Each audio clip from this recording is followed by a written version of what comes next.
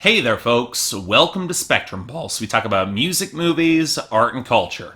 And today we are finally going to be talking about the newest album from Elbow called Little Fictions. So one thing that I've stressed a number of times on this show is that while I'm generally fond of Radiohead, and while I will certainly respect their legacy, I never really consider myself a huge fan. And yet what I kind of find amusing is that there are a fair few bands where you can trace the obvious influences to Radiohead, of which I would say I'm a much bigger fan. Muse is one of those bands, Porcupine Tree is another, although there's always been debate how much Steven Wilson has pulled from Radiohead, but that is a far more contentious argument that I do not want to get into here. And another is the art rock group Elbow. In fact, given how lush their debut album in 2001, Asleep in the Back, was, and if this review convinces you to do anything, go listen to Asleep in the Back. It is incredible. You could easily imagine Elbow as the intersection of a more organic sounding Radiohead, like a lot of their earlier work, and a Porcupine Tree that was aiming to be a tad less progressive and a little bit more accessible in the alternative rock vein. But over the next decade, Elbow very quickly split away from any easy comparison to those groups. Their sound got a little bit more ruckus, heavy, and diverse on their second record, and after an unfortunate lull on Leaders of the Free World in 2005, the group regained some experimental pomp and groove with The Seldom Seen Kid in 2008. Unfortunately, with all that critical acclaim came to the album also came commercial success, because while there are some acts that have successfully leveraged all that critical success for greater artistic heights, Elbow really wasn't quite one of them. The group had realized one of their greatest strengths came in the unique vocal tones and the intricate lyricism of Guy Garvey. The Peter Gabriel comparisons, they are blatant, but they're also in a good way. I like this guy's voice, but he also had a bad habit of sliding towards sentiment in some of his lyrics, and when the underwhelming nostalgic tones didn't quite coalesce on Build a Rocket Boys in 2011, and the stiffer pomposity of 2014's The Takeoff and Landing of Everything, and when that didn't quite satisfy, I was beginning to wonder why I just wasn't listening to The National, who could at least be counted on to carry their melancholic existential crises with at least a little bit more groove and swell and crescendo behind them. What I think was the larger problem is that Elbow had fallen into a very comfortable niche in lane and sound, and if they weren't recapturing the atmosphere of their debut, they were at the best breaking out of that lane. Now, I didn't expect either of that on their newest project, Little Fictions, but hey, I had been surprised before with these sort of records. Was I surprised here? Alright, I'll be very honest. I have been sitting on this particular review for a couple of days now. I can definitely say this is Elbow's best album since The Seldom Seen Kid, but it also feels very much like something that would not surprise anybody who has been listening to Elbow at all in the past decade. It's certainly set to please a lot of fans who like their sound,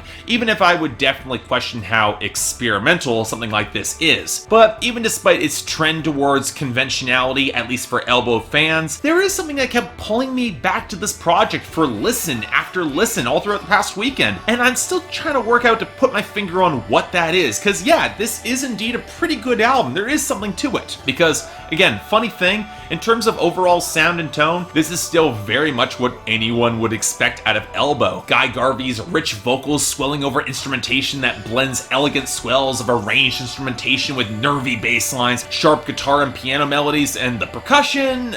Okay, here's the thing. Since the departure of their long-standing drummer Richard Jupp, you can distinctly tell the drums feel a little less progressive or interesting, at points a little bit stiffer with some obvious programming, as sometimes supplemented with a much choppier acoustic groove like on Trust the Sun, in order to deliver a little bit more texture. And, you know, I definitely don't mind Elbow bringing in a little bit more of an edge to counterbalance their knack for their melodies. It certainly would give this album a greater sense of momentum, which, yes, it definitely needs. To put it another way, there is a very good reason that the record's lead single and opening track, Magnificent She Says, easily the most dramatic and bombastic swell in this album. It's probably one of the best songs here. Sure, the fluttery cascades behind All Disco and the very subtle, quiet, liquid guitar touches on Head for Supplies, they do lend this album a great, agreeable midsection that I liked, especially with some of the more multi-track vocals that really do sound beautiful. I'll give them credit for the arrangements there. And you know, with the ramshackle sleigh bells and percussion percussion knocking off of a mix that builds in some beautiful backing strings on the closer Kindling, hell, it's probably the best way an album like this could end. But given how smooth many of these textures are, it means that when we do get to the minor key melodies playing off the hand clap on Firebrand and Angel, that breaks into this bridge of these odd muffled tones, there really isn't much intensity beyond the really good vocals. The title track that tries to bring some of it back with the scratchier drum machine and the guitar groove playing against the echoing kick drum, but between some of the hooks that seem to completely stall out the momentum by anchoring the melodic couplets to the percussion, and then this attempt to inject some string squeals into the bridge that's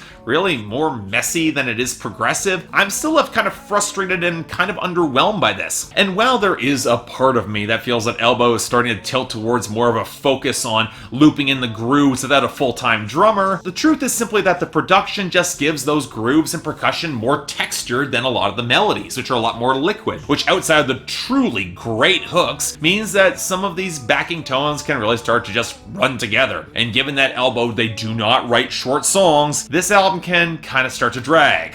A lot. But okay, if the sound, while generally agreeable, isn't the sort that's really all that innovative or progressive, especially with the rest of Elbow's discography, what keeps pulling me back to this? Well, this is where we get to the lyrics and themes and that fascinating title, Little Fictions. In other words, the little stories, the little ideas that we choose to believe even despite not quite always being true. And let me state, right out of the gate, I've always found this sort of theme fascinating and occasionally genuinely powerful. This is something I really can get behind. And at their best, Elbow does manage to tap into the pure sentiment that makes some of this work, even if in some cases, especially if you can tell through Garvey's more experienced delivery, which he can tell these little fictions might not be true for him. And yet, the message to a child on Magnificent, she says, that defrost older, wearier hearts in the face of such real hope and optimism, the borderline poptimism of all disco as a message to musicians to place their art in perspective while never not giving it their all, believe it or not, are somewhat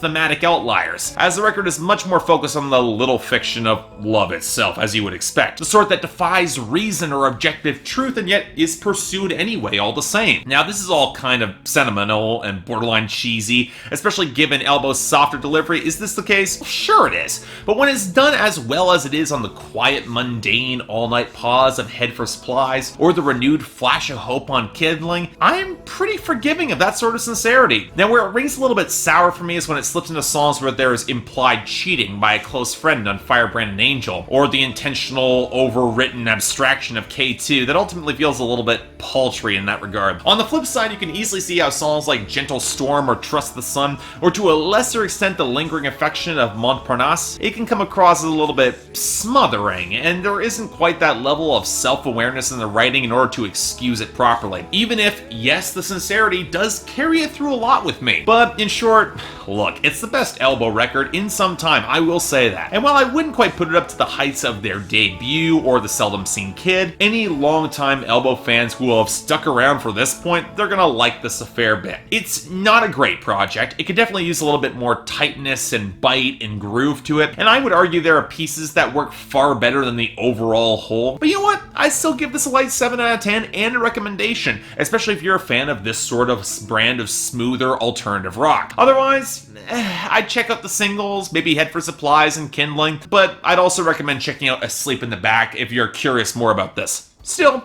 good project. I'll take it. So yeah, thanks a lot for watching. If you'd like to like and subscribe, I'd be more than grateful. I got the poll up there, so if you guys want to talk about your opinion on this album, I'm not quite sure where Elbow fans fall on it. I'm genuinely curious here. And if you guys want to buy the album, if you haven't yet, link is in the description below. Anything else I might be able to do to improve my presentation, I'm all ears. And the link to my Patreon, if you guys want to get involved in my schedule, is right there. 3 times a week or maybe more, you guys get to vote, and once a week on Saturdays, the people in the higher Patreon categories get to add records or even movies to my schedule. I got another movie coming up down in about a week or so. But until then, I'm Mark, you're watching Spectrum Pulse, and I'll see you next time.